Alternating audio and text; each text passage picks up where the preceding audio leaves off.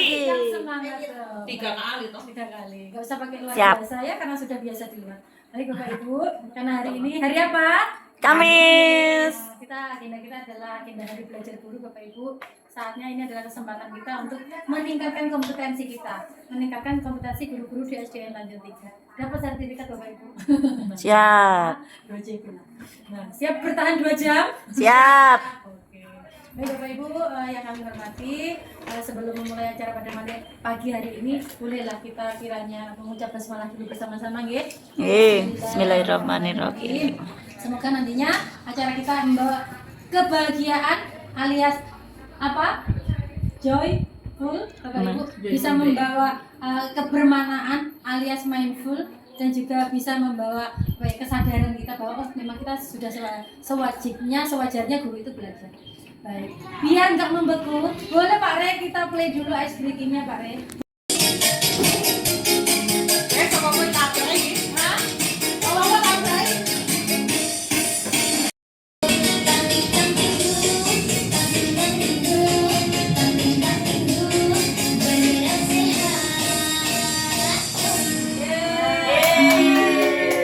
ajaran baru mau ada penerapan namanya deep learning. Respon Bapak Ibu saat itu bagaimana? Atau teman-temannya Bapak Ibu wes orang-orang yang panjenengan lihat Bianti mungkin respon yang muncul ketika kita mendengar nanti di tahun ajaran baru kita mau menerapkan deep learning, pemerintah pengennya ada deep learning gitu. Reaksi yang muncul dari Bianti? Jadi ibaratnya itu hanya hiasan untuk ganti nama aja kalau menurut saya. Oh gitu.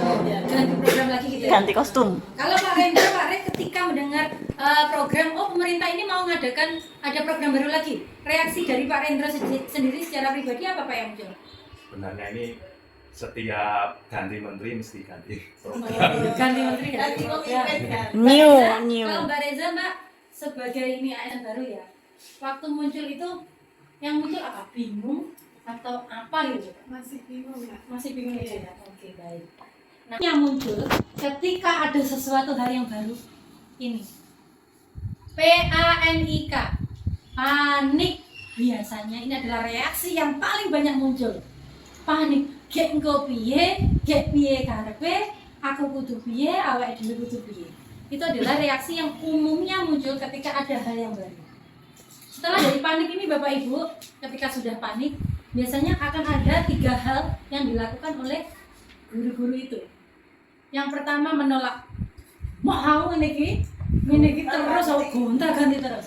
Yang kedua adalah, selah bintani saya piye, aku pokoknya harus diinfo saka duran, berarti kita sudah siap melakukan. Ada yang menunggu. Tapi ada juga yang sudah memimpin Bapak Ibu. Belum di istilahnya dari Dina dan lain sebagainya, kita dapat sinyal kita aja sudah, oh apa ya, kita mencari tahu. Seperti itu. Jadi ketika ada hal yang baru, biasanya respon itu yang akan muncul seperti ini. Dari panik itu ada yang menolak, ada yang menunggu, ada juga yang memimpin Bapak Ibu. Setuju nggak dengan ini? Setuju. Setuju ya. Boleh di next Pak. Nah, sekarang saatnya kita refleksi Bapak Ibu. Kita refleksi, artinya hari ini saya nggak akan memberikan materi yang deep learning adalah tidak perlu Bapak Ibu. Satu, karena sekolah kita sekarang bukan merupakan sekolah sasaran, kita nggak ada boskin. Jadi kita tidak perlu menerapkan di tahun ini. Kita hanya perlu mengamati dulu. Utamanya yang perlu kita lakukan adalah melakukan refleksi. Iya sih sebenarnya gitu ya. Lanjut. Nah, Bapak Ibu, panjenengan ngertos napa mboten terkait ini? Di sini, ini kurikulum tahun berapa Bapak Ibu? 2006. 2006, nggak kelihatan ya. Setelahnya kita ke 2013. 2013 yang dulu-dulu banget nggak saya bahas hari ini Bapak Ibu. Setelah dari K13 kita ke apa Bapak Ibu ini? Merdeka. Lalu kita ke kurikulum Merdeka. Terus yang terakhir ini bukan kurikulum Bapak Ibu sebetulnya. Kita masih menggunakan kurikulum Merdeka, cuman pendekatannya ada ini lagi. Bapak Ibu coba dilihat di kurikulum tahun 2006. Ini tokohnya yang digunakan adalah punyanya Bloom. Yang paling bawah sendiri, anak-anak itu adalah mengingat. Makanya kenapa disuruh hafalan dan lain sebagainya. Ayo dihafalkan, karena apa? Kita masih pakai di sini. Yang pertama kali adalah anak itu kalau mau paham satu harus ingat dulu. Yang kedua baru paham, mengaplikasikan, menganalisa, lalu mampu mengevaluasi. muridnya mampu mengevaluasi. Di sini tokohnya berarti siapa yang akan digerakkan ini tadi? Objeknya yang Menganalisa. digerakkan siapa? Murid harus menghafal. Murid kan, Ge? Nah, ujungnya apa? Murid bisa apa, Bapak Ibu? Mengevaluasi. Oke, sepakat ya? Kita akan bergeser ke kurikulum 13. Anak-anak punya attitude, punya skill, punya pengalaman. Ada tambahan lagi nih Bapak Ibu. Anak-anak mampu mengkomunikasikan, mengaktualisasikan, mengorganisir, membuat eksperimen. Sumbernya siapa? Objeknya siapa Bapak Ibu? Di sini. Murid Murid melakukan. lagi kan? Iya. Murid lagi nggak? Murid. Kalau di kurikulum Merdeka, pembelajarannya berpusatnya pada siapa? Murid juga. Anak-anak diminta untuk pembelajarannya itu mandiri, punya cara sendiri-sendiri buat belajar. Oh, ada anak yang audio, ada anak yang visual, ada anak yang kinestetik, atau ada anak yang memiliki beberapanya, ada anak yang memiliki kebutuhannya masing-masing berdiferensiasi. Mungkin apa betul? Betul. Nah, asesmennya kita diajari lagi di sini. Bagaimana yang asesmen murid? Oh, ternyata saat pembelajaran berlangsung kita melihat anak kita ngajar anak-anak itu. Ketika pembelajaran kita menilai, itu adalah asesmen namanya. Asesmen formatif. Betul Pak Renata. Asesmen formatif itu gunakan untuk apa? Ya kita mengetahui bocah itu mudeng borong, paham atau enggak. Itu adalah manfaat dari asesmen. Nah, sekarang Bapak Ibu, pada pendekatan deep learning atau pembelajaran mendalam. Di sana ada prinsip nanti panjenengan yang harus dipakai istilahnya. Yang pertama, anaknya gembira, menggembirakan. Pelajarannya menggembirakan. Muridnya sadar, berkesadaran. Oh, aku sadar, aku belajar ini. Aku butuh ini. Hingga akhirnya mereka itu akan bermakna. Oh, pembelajaran itu menjadi bermakna. Oh, gak mau sekedar modal, sekedar nyarap kayak enggak. Tapi memang benar-benar bermakna. Mereka larut di dalamnya. Kalau jenengan sudah menggunakan prinsip itu, berarti sudah mendalam. Ditambah lagi Bapak Ibu ada kerangkanya. Jenengan menggunakan teknologi di sana. Oh, delok bocah-bocah jenengan kengken betok Chromebook. Bocah-bocah jenengan ajak main kuisis atau apapun itu. Jenengan ada pelibatan di sana menggunakan teknologi. Okay. Kita juga bisa menggunakan kemitraan. Oh, ada orang tuanya bisa dilibatkan. Ada guru lain yang bisa dilibatkan. Nah, seperti itu. Samaannya apa Bapak Ibu? Apa ini? Saya kalau Bapak Ibu terlaluan, teman-teman aja. Apa? Berpusat pada anak. Dari kurikulum 2006, kurikulum 13, kurikulum Merdeka sampai sekarang pendekatannya yang mau dimasukkan di sini adalah pendekatan mendalam, pembelajaran mendalam.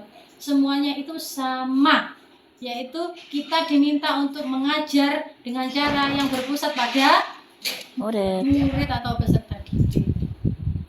Perbedaannya apa?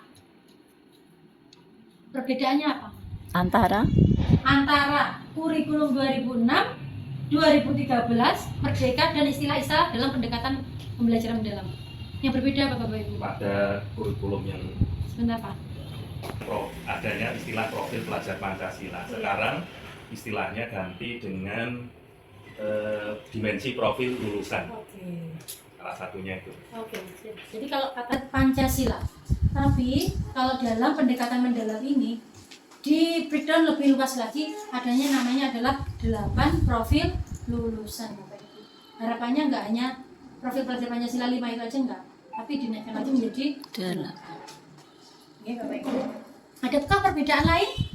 Harapannya ini kalau dulu, nah sebetulnya sama sih kalau menurut saya ya. Berpusat pada siswa. Masih semuanya itu berpusat pada Siswa. murid. Yang berbeda apa? Pengembangan dalam goal-goalnya ini, tujuan-tujuan utamanya, istilahnya geser lagi ganti ya, prinsip-prinsipnya, prinsip yang digunakan. Kalau dulu di kurikulum Merdeka, sekarang ya masih kurikulum Merdeka. Pada kurikulum Merdeka itu anak tahu tujuannya belajar. Oh, aku belajar agama untuk apa? Bukan karena untuk mengikuti arahan Bu Yanti, tapi oh aku belajar agama itu mereka aku butuh untuk pegangan hidup. Dia harus disadarkan dulu tujuannya belajar. Yang kedua, mereka diberikan kesempatan untuk mandiri cara. Sing pinter ngomong yo gak apa-apa jelasne istilah kata Al-Ikhlas kayak gitu loh Bu Yani misalkan. Jelas nih surat Al-Ikhlas itu kandungan apa dengan berbicara boleh. Yang nggak bisa ngomong dengan cara mereka menuliskan apa yang mereka pahami juga boleh sesuai kebutuhan mereka. Oke, seperti itu. Terus yang ketiga kalau di kurikulum Merdeka prinsipnya adalah terakhir bocah dibiasakan refleksi dan itu apakah sudah terbiasa di sekolah kita Bapak Ibu? Sudah Akhir pelajaran. terbiasa kita itu melakukan hal seperti itu. Sekarang di pembelajaran mendalam bisa di next Pak. Semuanya murid. itu berpusat pada murid. Misalkan Mbak Reza nih, tiba ke kurikulum 2006, kurikulum 2013, kurikulum Merdeka, sekarang istilahnya pendekatan mendalam ternyata podo Mbak itu. Iki sing kono iki jenenge heci, nggih. Nang kene iki jenenge ote-ote, nggih. Mungkin di tempat lain ada bakwan. Nah, Bara-bara. ada yang dikasih udang, bakwan udang, ada yang dikasih titik 2 namanya kacang, seperti itu. Tiba podo ya nih berpusat pada Murid. Nah, jadi kok diubah-ubah ini apa? Kenapa ya? Oh, mungkin belum berhasil dengan istilah ini. Diubah lagi dengan istilah B. Biar apa? Biar Bapak Ibu guru itu semuanya, biar teman-teman mungkin kalau ada yang belum mengubah cara belajarnya, jangan ubah kok. Kalau kabeh guru ki wis ngubah cara belajarnya, insya Allah nggak ganti lagi itu. Ya. Karena belum berubah-ubah gitu. Jadi saya ubihi next Pak. Nah, sebenarnya Bapak Ibu teman-teman, apakah di SDN Tanjung 3 ini sudah menerapkan pembelajaran mendalam atau belum? Kemarin saya mendengar ini. Pokok sing urung gak oleh menerapkan pembelajaran mendalam. Masa? Mungkin hanya secara administratif Bapak Ibu ya teman-teman. Tapi secara aksi coba kita analisa. Hari ini panjenengan akan menganalisa yang panjenengan sudah lakukan. Saya yakin panjenengan sudah, sebetulnya itu adalah guru-guru yang mampu dan berdaya. Cuman perlu dipantik aja. Tugas saya hari ini adalah memantik panjenengan semuanya. Next Pak. Nah, apakah murid itu sudah gembira ya? Apakah murid saya sudah berkesadaran ya? Apakah pembelajaran sudah bermakna? Terus ketika diajar, apakah murid saya sudah memahami sebetulnya materi ini? Tentang apa? Lalu apakah sudah bisa mengaplikasikan? Misalkan saya ambil contoh pelajaran bahasa Jawa. Apa ya Mbak Reza? Apakah murid-murid sudah paham tentang kromo inggil? Sebagian sudah. Nah, sebagian sudah, sebagian belum. Kalau sudah paham, apakah bahasa Jawa, misalkan materi kromo inggil itu, apakah sudah diaplikasikan? Sebagian sudah. Sebagian sudah, sebagian belum. Nah, kalau sudah sebagian sudah dijawab dua pertanyaan ini tadi, pertanyaan selanjutnya yang perlu Mbak Reza jawab. Kita refleksi, kenapa ya? Kok sebagian sudah, sebagian belum? Kenapa kira-kira? Karena karakter itu dibentuk dari mana Mbak? Dari diri, terus dari mana lagi? Rumah dan lingkungan. Oh, sekolah. Berarti kita belum merefleksi 3 ini. Di sekolah apakah sudah diterapkan? Sudah. Praktek ngomong kromo inggilnya Sudah di pelajaran. sudah di pelajaran, tapi kan belum diterapkan ya. Berarti belum diaplikasikan. Oh, ternyata di sekolah itu kurang diaplikasikan. Selanjutnya tadi di rumah katanya ya. Apakah di rumah sudah diaplikasikan? Mungkin saja belum. Apakah di lingkungan sudah diaplikasikan? Mungkin saja belum. Jadi dari refleksi ini kita akan tahu, oh ternyata bocah ini mau gak paham-paham karena apa? Mungkin belum diaplikasikan. Nah ini tabel ini, bunyer ini. Ini yang akan membantu mereka menemukan itu. Yang apa? Gak iso-iso itu istilahnya ya. Next Pak. Nah, coba Bapak Ibu, kita analisa. Apakah di Tanjung 3 itu sudah menerapkan pembelajaran mendalam atau bukan? Kita lihat di sini. Pembelajaran mendalam itu 8 dimensi profil lulusannya. Apakah murid kita ini dari kegiatan di sini Bapak Ibu sudah kreatif? Sudah jawab. Apakah murid kita dari kegiatan ini sudah mandiri? Sudah. Apakah mereka berkomunikasi Bapak Ibu? Sudah sama kelompoknya. Dengan pedagang yang ada di pasar, dengan temannya, dengan gurunya, dengan banyak pihak. Apakah kegiatan ini membuat mereka sehat Bapak Ibu? Ya. Apakah mereka berkolaborasi? Ya, Ya. bekerja sama. Apakah nalar mereka akan menjadi kritis? Tentu saja mereka melakukan pengamatan dan lain sebagainya. Jika sudah seperti ini, apakah mereka akan memiliki keimanan dan ketakwaan kepada Tuhan Yang Maha Esa? Insya Allah iya Bapak Ibu. Jadi dari sini Bapak Ibu 8 profil lulusan kita sudah memenuhinya belum? Sudah. Tepuk tangan untuk kita. Oke. Selanjutnya kita akan lihat di bagian yang biru ya, ini namanya prinsip. Ya, prinsip ini disingkatnya dengan BBM. Dalam pembelajaran mendalam ada prinsip yang akan digunakan. Singkatnya apa Bapak Ibu? BBM. Oke, BBM-nya nggak dioplosin Bapak Ibu. Di sini BBM-nya adalah namanya yang pertama adalah berkesadaran. Anak-anak itu sadar penuh, nggak ngelamun, nggak berambiang, sadar kalau mereka yang kudus harus belajar. Aku harus menyelesaikan tugas. Aku harus melaksanakan ini dengan penuh sadar anaknya. Apakah mereka sudah sadar ketika melakukan ini? Sadar ketika melakukan proyek ini. Apakah bermakna bagi mereka? Nggak hanya sekedar enggak Bapak Ibu, bermakna Bapak Ibu. Apakah mereka gembira? Sangat gembira. Bukti dari gembira apa? Enggak selalu gembira itu tertawa gak berhenti, bukan. Tapi panjangan lihat ketika pembelajaran berbasis proyek, mereka itu kalau belajar dari jam 7 pagi sampai jam berapa Bapak Ibu?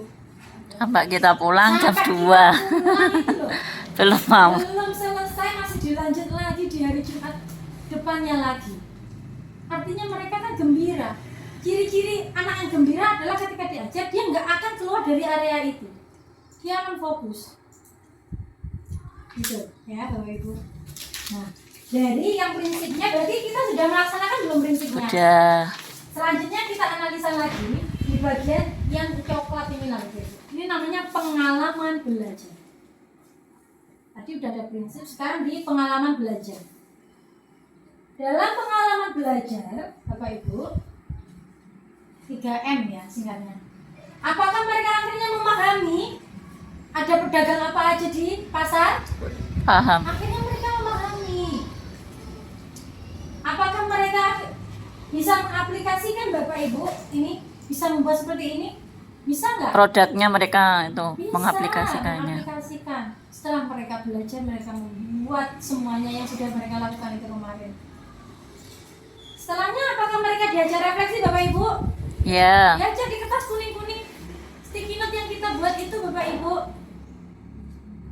Dari sini pengalaman belajarnya sudah ada belum Bapak Ibu? Sudah. Terpenuhi kita. Berarti panjang itu Sudah melaksanakan. sudah melaksanakan.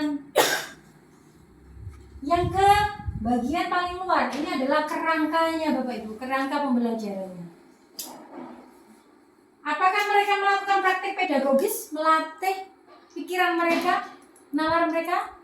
Ya. Nah, tentu saja. Adakah lingkungan pembelajarannya selain di kelas? Ada di luar. Pasar ini Iya. lingkungan belajar. Ini lingkungan belajar. Nggak hanya di dalam kelas lingkungan belajarnya. Apakah menggunakan digital? Menggunakan. Sampai balik ya, buka Iya. kelompok murid-murid kita Bapak Ibu. Adakah kemitraan di pasar ini yang bisa dijadikan sumber selain gurunya di pasar? Ada kemarin. Semuanya adalah kemitraan. Terima kasih. Dari yang kita praktekkan keseharian Bu Tanti, seperti yang sudah di slide kita sudah menerapkan. Cuman kekurangan kita untuk administrasinya, kita Iya. belum mencantumkan apa itu deep learning, tapi kita sudah melaksanakan Oke. semuanya. Kita udah menerapkan. Kenapa harus panik istilahnya seperti itu nggih? Kerangka pembelajarannya, pengalaman belajarnya, prinsip pembelajarannya, dimensinya ini sudah kita terapkan di sekolah kita tercinta Bapak Ibu. Bangga nggak Bapak Ibu kita sudah punya pengalaman yang berharga seperti ini? Bangga ketika sekolah lain yang belum, kita sudah mampu mengevaluasi, merefleksi. Oh, sebetulnya sekolah kita itu sudah menerapkan atau belum sih? Lanjut. Selanjutnya Bapak Ibu, kalau nanti kan itu tadi P5 Bu Tanti. Kalau saya terapkan di kelas saya, padahal kan pembelajaran mendalam diminta untuk menerapkan di Semua mapel. semua mapel kan? Bagaimana? Panjenengan Bapak Ibu sudah terbiasa dengan pembelajaran berbasis proyek utamanya.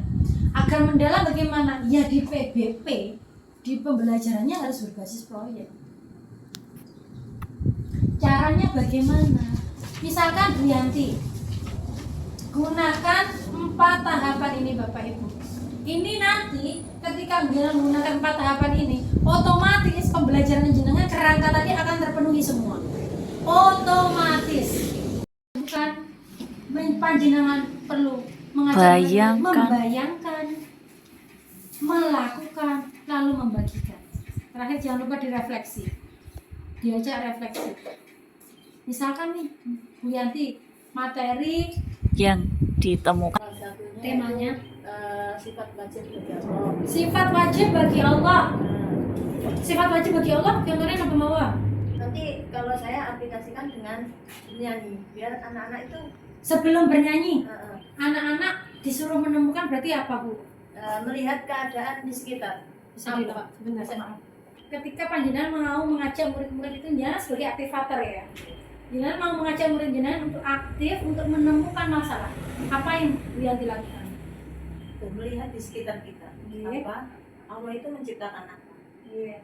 Terus Nah, bagaimana? Contoh yang nomor 1, Allah bersifat wujud. iya.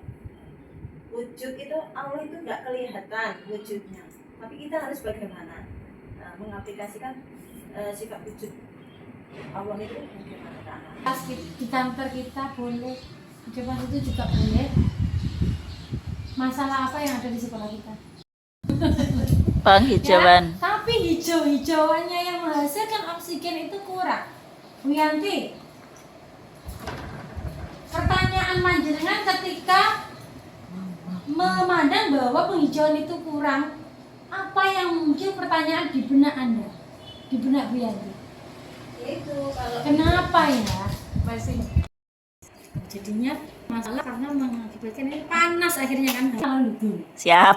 Omong ngadep ngetan, ngadep ngulon.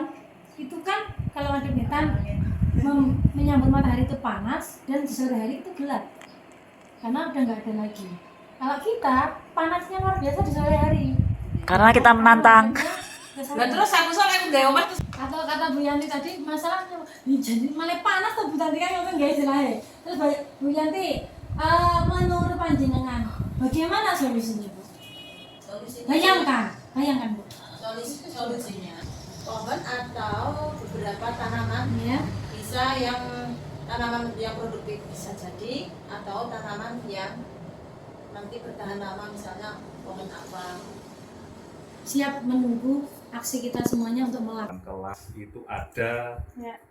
yang posisinya itu tidak tepat, tidak ada kipasnya. Kipas Woi. Panjenengan menurutku ini masalah, walaupun menurut Pak Rendra bukan masalah gitu ya. Aksi bullying. Oh, oke. Kalau kata Bu Reza, bullying. di sekolah Bullying. masih ada bullying Bapak Ibu. Siap. Kenapa Mbak? Kok itu menurut Mbak Reza itu pokok ujung masalah ya? Ya, karena karakter siswa yang berbeda-beda, Sehingga ya, sehingga menimbulkan seperti celaan. celaan Bapak Ibu itu PR banget loh. Kita masih ya. Nah, Seperti ini. coba Pak Agung temukan satu masalah di sekolah kita. Yang menurut Pak Agung itu masalah loh ya. Mungkin di mapel Pak Agung atau di apapun terserah. Satu masalah. Iya, satu. Udah ada sarana prasarannya udah disusun ini butuh ini butuh ini butuh ini, tapi saat pelaksanaan ternyata sarana dan prasarannya nggak ada, jadi harus muter kepala lagi nyari alternatif yang bisa digunakan untuk menjalankan materi yang sudah dirancang. Dari belajar guru ini penting nggak di sekolah kita? Bagi kami sebagai guru tetap penting karena kita bisa sharing, kita mendapatkan ilmu yang baru, kita bisa saling bertukar pendapat dengan teman-teman kita.